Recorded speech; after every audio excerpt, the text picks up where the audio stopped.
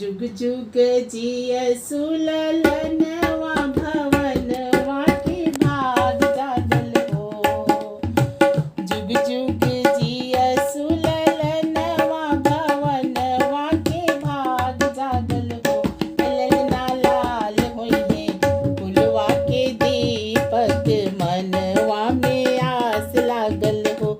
ललना लाल होइहे फुलवा के दीपक मनवा में आस लागल हो। आजू के दिनवा सुहावन रतिया लुभावन हो। आजू के दिनवा सुहावन रतिया लुभावन हो। ललना दीदिया के होरिला जनम ले होरिलवा बड़ा सुंदर हो। ललना दीदिया के होरिला जनम